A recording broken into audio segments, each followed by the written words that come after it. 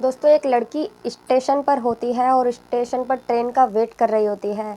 और जब उसे पता चलता है कि ट्रेन 6 घंटे लेट है तो वो रोने लगती है। और जब उसे ये पता चलता है कि ट्रेन कैंसिल हो गई है तब तो उसके सब्र का बांध टूट जाता है और वो ज़ोर ज़ोर से रोने लगती है।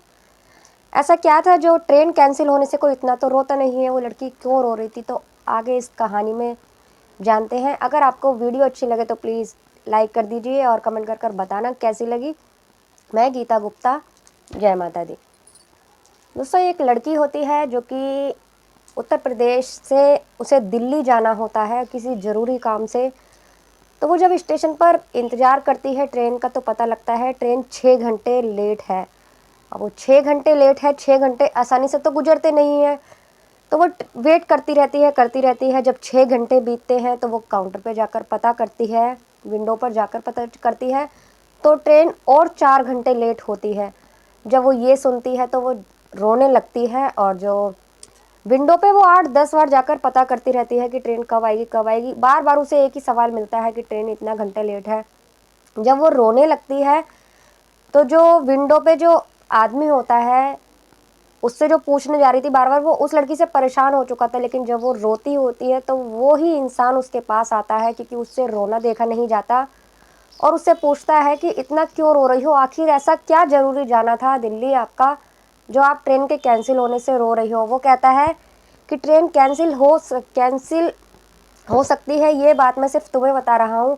99% ट्रेन कैंसिल हो सकती है ये वाली, और सिर्फ 1% चांस है कि ट्रेन आएगी। लेकिन ये बात किसी को मत बताना, अगर किसी को बताओगे तो बवाल हो जाएगा। इसीलिए बोला जा रहा है ट्रेन 6 घंटे लेट है, ट्रेन 4 घंटे लेट है।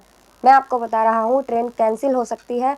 अगर आपको बहुत ज़रूरी जाना है दिल्ली तो आप कोई और अपना इंतज़ाम कर लीजिए। ऐसा जब ये टाइम हो रहा था तो रात का 1 बज रहा था। अब रात को 1 बजे वो लड़की क्या करती? वो उससे पूछता है कि ऐसा क्या ज़रूरी है, क्यों तुम रो रही हो इतनी ज़ोर ज़ोर से? दोस्तों, लड़की का नाम कल्पना होता है, 23 साल की वो लड़की होती है।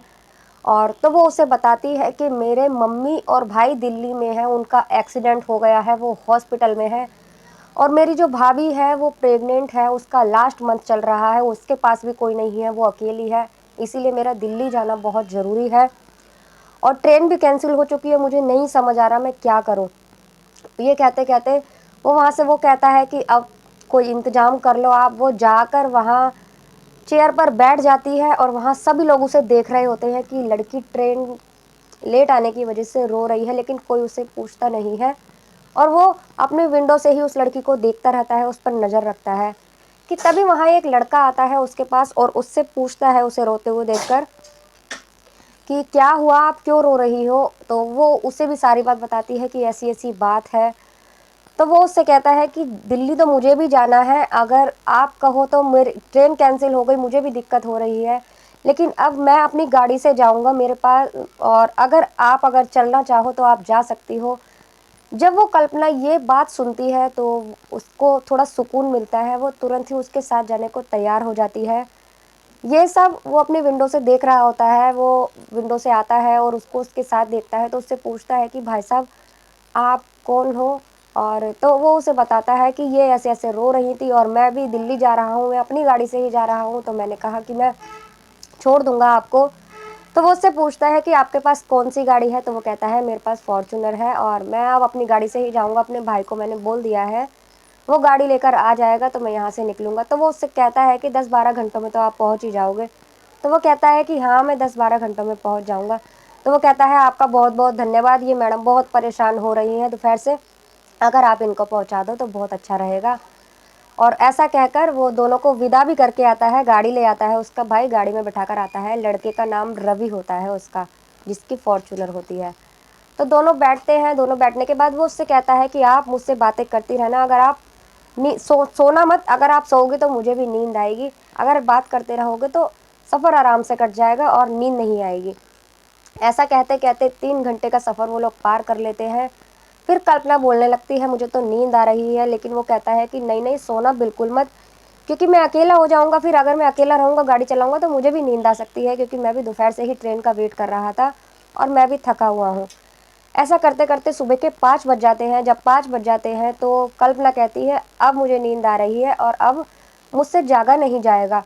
तो वो कहता है नींद तो अब मुझे भी आ रही है। तो वो गाड़ी साइड में लगाता है और कहता है कि चलो पास में ही होटल है, हम वहाँ चलते हैं, आराम करके फिर हम वापस से सफ़र शुरू करेंगे। तो वो जाते हैं, पास के होटल में कमरा बुक करते हैं और वहाँ चले जाते हैं। पहले तो वो कल्पना झिझकती है उसके साथ जाने को, लेकिन वो कहता है मैं शरीफ घर का लड़का हूँ और बेफिक्र होकर आप यहाँ आराम कर सकती हो, ऐसी कोई बात नहीं है। तो वो 4 घंटे का अलार्म लगा देता है। 4 घंटे आराम करने के बाद वो लोग, जब वो जगता है और कल्पना को भी जगाता है कि टाइम हो गया है और हम लोगों को चलना चाहिए अब, तो दोनों वहाँ से नाश्ता करते हैं और दोनों फिर से निकलते हैं। फिर से निकलने के साथ साथ फिर दोनों बातें शुरू कर देते हैं।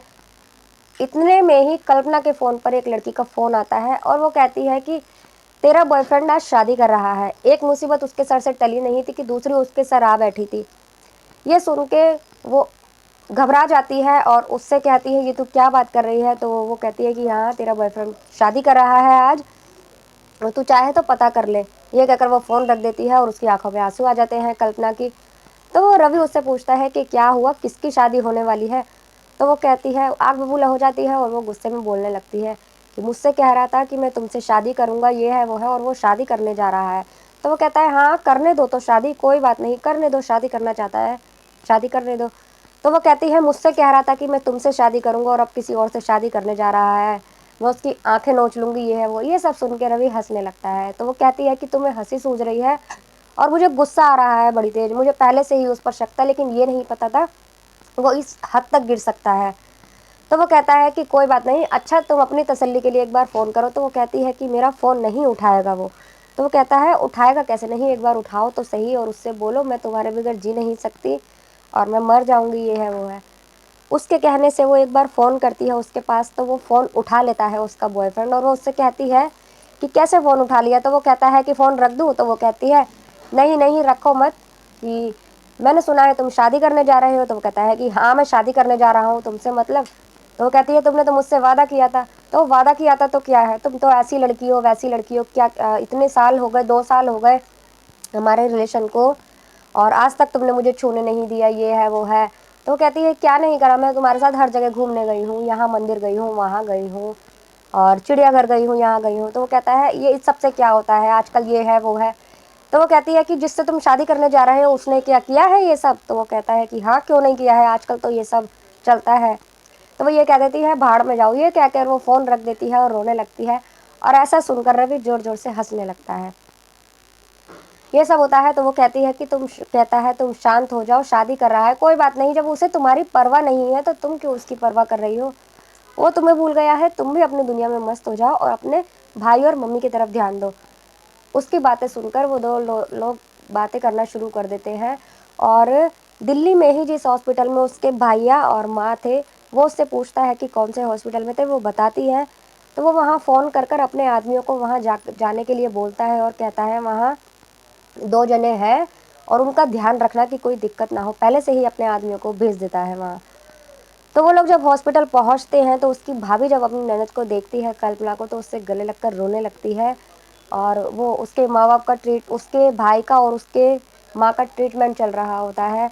और रवि आकर बोलता है कि खर्चे की चिंता मत करना, जो भी खर्चा हो मुझे बता देना, बस आप अपने भैया और मम्मी का ध्यान रखो। तो वो कहती है कि यहाँ सरकारी हॉस्पिटल है, खर्चे की तो कोई बात ही नहीं है, खर्चा कुछ भी नहीं लगेगा। धीरे धीरे नॉर्मल हो जाता है, उसके मम्मी और उसके भाई को भी होश आ जाता है, फिर से अपने अपने काम पर लगने लगते हैं दोनों, कल्पना और वो। जब काम पर लगने लगते हैं तो दोबारा से उसका, तो वो उसे फ़ोन करती है। तो वो अपनी भाभी, जब वो वहाँ हॉस्पिटल जाते हैं तो वो घर जाते हैं, दोनों को लेकर उसकी भाभी घर जाती है और उससे कहती है कि तुम दोनों थके हुए होगे, चलो घर पर जाके चाय वाय पी लो। तो उसकी भाभी चाय बनाने जाती है तो कल्पना भी उसके साथ चली जाती है और अपनी भाभी को बताती है अपने बॉयफ्रेंड के बारे में कि भाभी आज वो शादी करने जा रहा है। तो वो कहती है कि आज शादी नहीं है, वो कल शादी करने वाला है, मुझे भी पता चली है। तो वो कहती है कि अच्छा मुझे तो पता लगा है कि आज शादी कर रहा है। तो उसकी भाभी कहती है उसकी कल शादी है। तो वो आती है तो रवि से बोलती है कि अगर आप मुझसे, रवि उसे बोलता है कि आप उस लड़के के लिए मरी जा रही हो जिसे आपकी बिल्कुल भी परवाह नहीं है और मुझे शादी करनी है बिल्कुल आपके जैसी लड़की से। वो उसकी भाभी के सामने ही उससे बात करता है और उससे कहता है मुझे आपके ही जैसी लड़की चाहिए, सीधी सादी और आपके जितनी खूबसूरत हो, अच्छी हो, संस्कारी हो, आप जैसी लड़की हो। तो वो कहती है कि आपको तो बहुत लड़की मिल जाएंगी, आपके पास पैसा भी है, सब कुछ है, आप में किस चीज़ की कमी है, आप अच्छे इतने हो, नेचर भी आपका इतना अच्छा है। तो वो कहती है कि आप काम क्या करते हो? तो वो कहता है कि मेरा प्रॉपर्टी डीलर का काम है, मेरे पापा का भी यही काम है। तो ऐसे बात करने लगते हैं। तो वो कहता है कि अगर आप बुरा ना माने तो क्या आप मुझसे शादी करने के लिए तैयार हैं? मुझे आप जैसी ही लड़की चाहिए। तो वो कहती है आपको मेरे बारे में सब कुछ पता है, फिर भी आप मुझसे शादी करने के लिए तैयार हैं? तो वो कहती है मैं सोच कर आपको बताऊंगी। तो वो कहती है उससे पहले आपको मेरा एक काम करना पड़ेगा, अगर आप मेरा साथ दें तो मुझे बहुत खुशी होगी। तो वो कहता है कि क्या? तो वो कहती है कि कल उसकी शादी है और क्या एक दिन के लिए आप मेरे पति बनकर उसकी शादी में चलेंगे? मैं उसे जलाना चाहती हूँ। तो वो कहता है बहुत अच्छी बात है, मैं कल आपके पास आ जाऊँगा, हम दोनों साथ चलेंगे।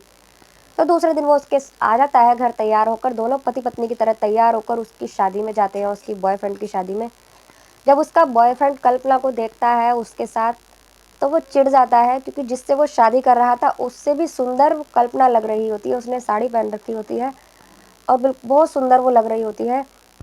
और वो भी उसे ऐसे चिढ़ाती है जैसे कि तुमसे, और जाकर उससे बोलती है कि तुम क्या सोचते हो, तुम ही शादी कर रहे हो, मैंने तुमसे पहले ही शादी कर ली, ये देखो मेरे पति।